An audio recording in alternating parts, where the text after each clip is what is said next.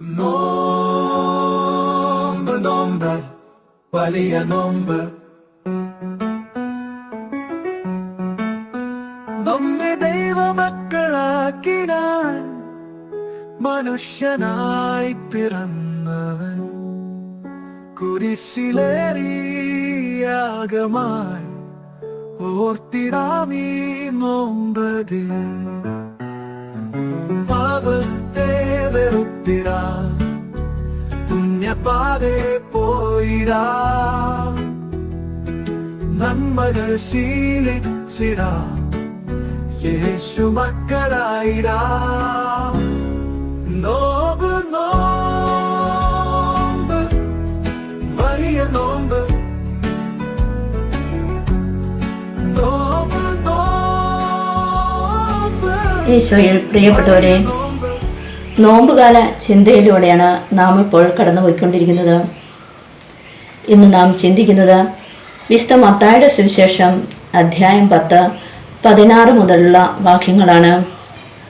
ചെന്നായ്ക്കളുടെ ഇടയിലേക്ക് ചെമ്മരിയാടുകളെ എന്ന പോലെ ഞാൻ നിങ്ങളെ അയക്കുന്നു.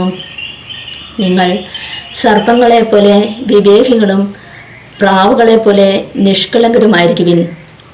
അതെ, വിവേകത്തോടും ശ്രദ്ധയോടും കൂടി വർത്തിക്കാനാണ് കർത്താവ് നമ്മെ ചുമതലപ്പെടുത്തിയിരിക്കുന്നത്.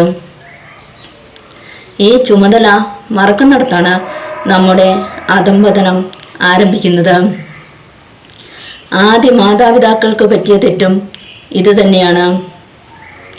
അവർ ശ്രദ്ധയില്ലാതെ പൊള്ള വാക്കുകളിൽ ഭ്രമിച്ച് പാപം ചെയ്ത് ദൈവസ്നേഹത്തിൻ്റെ പുറത്തു കടന്നു. ഇതേ തെറ്റ് തന്നെയാണ് ഇന്നും ആവർത്തിച്ചുകൊണ്ടിരിക്കുന്നത്. ലോകസുഖങ്ങൾക്ക് വേണ്ടി ദൈവത്തെ മറന്ന് നെട്ടോട്ടമോടുകയാണ് നമ്മളിൽ പലരും. ദൈവത്തെ ആരാധിക്കുക എന്നതാണ് മനുഷ്യൻ്റെ പരമപ്രധാനമായ ദൗത്യം എന്ന് തിരിച്ചറിഞ്ഞ് എല്ലാ സുഖങ്ങളും എനിക്ക് ആസ്വദിക്കണം, എല്ലാം വെട്ടിപ്പിടിക്കണം എന്ന ലോകചിന്തയിൽ നിന്നും മാറി എനിക്ക് വേണ്ടി കുരിശിൽ മരിച്ച സാത്താനെ പരാജയപ്പെടുത്തി എനിക്ക് രക്ഷ നേടിത്തന്ന എൻ്റെ പൊന്നു തമ്പുരാനെ ഈ നോമ്പുകാലത്ത് നമുക്ക് കൂടുതൽ ആരാധിക്കാം, കൂടുതൽ സ്നേഹിക്കാം. ലോകത്തിന്റെ കണികളെ വളരെ ശ്രദ്ധയോടും വിവേകത്തോടും കൂടി തിരിച്ചറിഞ്ഞ നിഷ്കളങ്കതയോടും വിവേകത്തോടും കൂടി ജീവിക്കാൻ ദൈവം നമ്മെ അനുഗ്രഹിക്കട്ടെ. പുണ്യപാതെ പോയിടാ